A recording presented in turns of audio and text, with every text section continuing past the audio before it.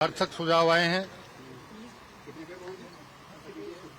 ये एक कटु सत्य है कि जयपुर के सर्वांगीण विकास के लिए जयपुर विकास प्राधिकरण को आर्थिक संसाधनों की आवश्यकता पड़ेगी और उसके लिए हमने निर्देशित किया है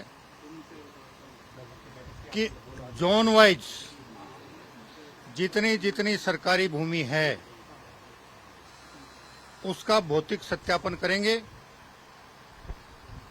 और कहां-कहां अस्थायी और स्थायी अतिक्रमण है उसको चिन्हित करेंगे।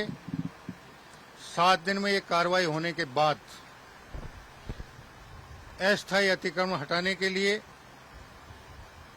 तुरंत जोन वाइज कार्रवाई शुरू होगी और वो कार्रवाई जब तक संपूर्ण अतिक्रमण नहीं हटेगी तब तक जारी रहेगी और उसके बाद योजना बनाकर हम उस योजना को विक्रय करने के लिए आम जनता के सामने विज्ञापन प्रस्तुत कर देंगे और जैसे जैसे धन आता जाएगा हम जयपुर के विकास में उस पैसे को खर्च करते चलेंगे।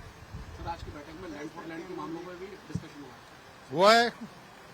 फाइलें गायब हुई हैं उनके बारे में भी चर्चा हुई है। उसमें क्या निर्देश देंगे, क्या फैसला लिया? उसमें फैसला यही है कि पहले तलाश पत्र जारी कर लें और तलाश पत्र से अगर नहीं मिलती है तो मुकदमे दर्ज करवाएं। लेकिन सर, आपने तो कहा था कि 1 महीने के अंदर जो लैंड फॉर लैंड की फाइलें हैं उसकी जो फैक्चुअल रिपोर्ट है वो आएगी, अभी तक नहीं आई है।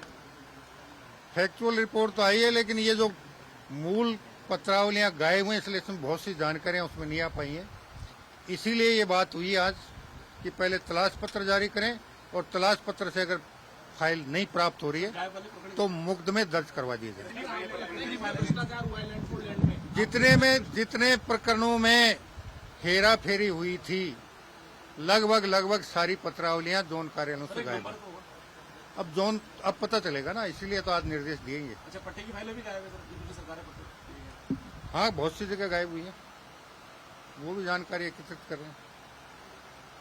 अब ये नासूर है, नासूर के पूरे मवाद जब तक नहीं निकलेगी तब तक नासूर का इलाज नहीं होगा और हम नासूर का इलाज करने में लगे हुए। डीडी को से ये बताया गया होगा कि पिछले बार की सरकार में लैंड फॉर लैंड के मामले में कितनी भूमि आवंटित की गई। ये भी हमने आंकड़ा मांगा है, भेज रहे हैं। 6 महीने पहले बोला था सर आपने रिपोर्ट तैयार करने को लेकर। वो इंडिविजुअल तो आ गए हमारे पास, कितने प्रकरण आए सर?